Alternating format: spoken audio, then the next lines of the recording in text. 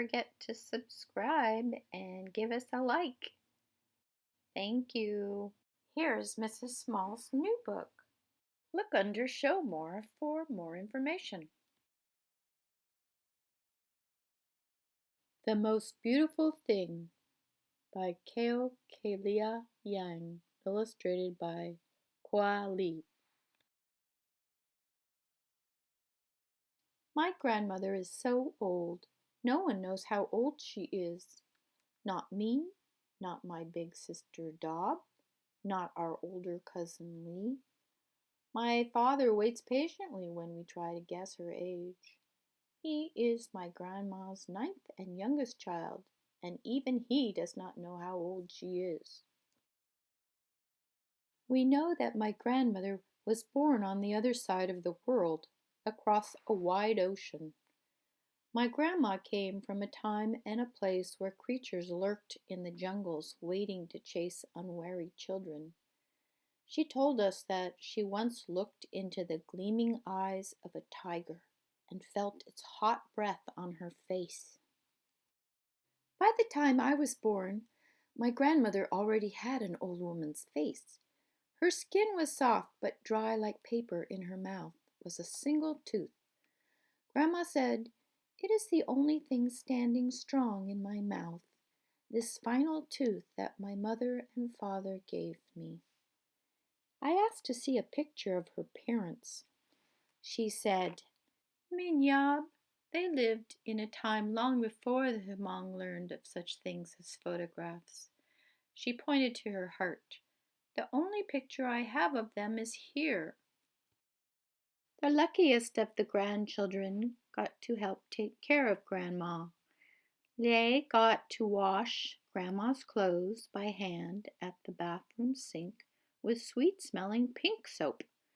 Dob got to wash Grandma's soft brown back in the bathtub with a soapy cloth. And me, I got to clip her fingernails and toenails while Grandma sat on her favorite stool in the light from the window. I can still feel the roughness of Grandma's heels in my hand, the thickness of her toenails in between my fingers. I can see the bottom of her feet, thick and brown and broken deep cracks, filled with dirt from long ago and far away. Grandma told me that her mother and father died when she was a little girl. Grandma was just a child herself, but she had to take care of her two younger brothers and baby sister. I looked up at my grandma from the place where I sat at her feet, and I asked her, "How did you get food for them?" Grandma said, "I didn't find enough food. We lived always with hunger eating us on the inside." All my life with her, even with just her one tooth, Grandma never said no when we offered her something to eat. The ice cream truck was singing its song from down the street. I looked underneath the couch for quarters. There were none. So I got ice cubes from the freezer. I offered one to Grandma in my red plastic cup. She smiled at me. When I wanted a new dress to wear on the first day of third grade, my mother said she did not have enough money. She found some nickels and a dime in her purse and offered them to me. I bought hard peppermint candies from the neighborhood grocery at the corner of our block. When I got home, I offered one to Grandma on the palm of my hand. She smiled at me. At the round table with its shaky legs, I used my spoon to mix and mix in the center soup bowl we all shared. There were no pieces of meat, only bones and soft greens. My father said, "The price of meat is too expensive at the market, Mainyab." I found a thick chunk of bone and offered it to Grandma on my spoon. She smiled at me. We had plenty of meat only when we celebrated Hmong New Year with our aunts, uncles, and cousins. The old table was heavy with whole boiled chickens, more than our family could ever eat. After dinner, our bellies full, my cousins and I sat on the carpet around Grandma, and she told us stories. She always began, "It was a long time ago, and I was just a girl." As we listened, our eyes grew round. Grandma twisted her fingers one over the other to show us what the hands of jungle spirits the size of children look like. She taught us how to listen for the cries of the fearsome by holding our breath until our hearts pounded in our ears.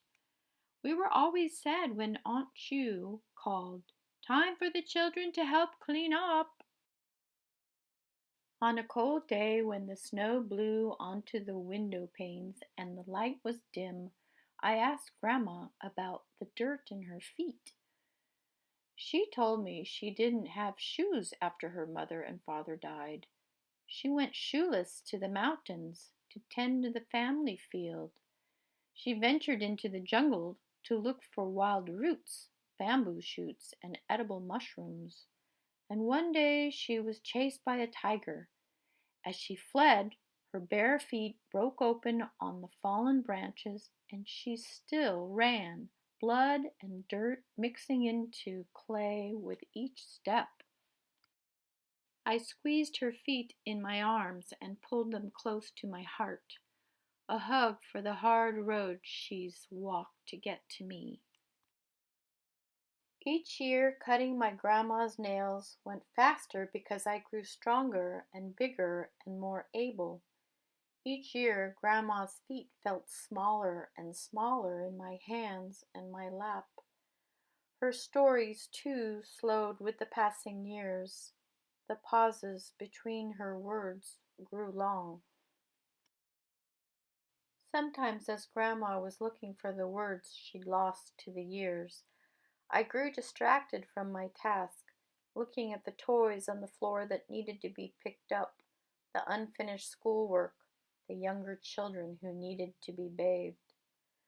Her deep, even breathing would call me back to the moment, only to find her eyes closed in sleep, one hand braced against the window to cradle her head. I grew unhappy with our life. I was tired of getting ice cubes from the freezer when I wanted ice cream. I was tired of never getting the new dress for that first day of school. I was tired of gnawing on the bone in the soup when I wanted meat for myself and my grandma. One evening I studied my face in the bathroom mirror, wishing my teeth were straight. I came out of the bathroom and said, "Mom and Dad, I want braces. Can I have them?" My mother looked up from nursing my baby sister and said, "We don't have any money. Maybe next year." My father looked up from my toddler sister who was bouncing on his legs and said, "I wish we could get you braces, Minab, but we can't right now." My grandmother looked up from her special stool by the big window. "Kaya," she said, "look at me." I turned to her in the glow of early evening. The sun was low in the sky, and its golden light fell on her face. Grandma asked, "Is my smile not beautiful?" In that moment, I could see all the times my grandmother had smiled at me. I could taste the cold ice cubes that melted summer's heat from our tongues, the sweetness of the hard peppermint candies, and the deep flavors of the bone broth in the bowls of boiled greens.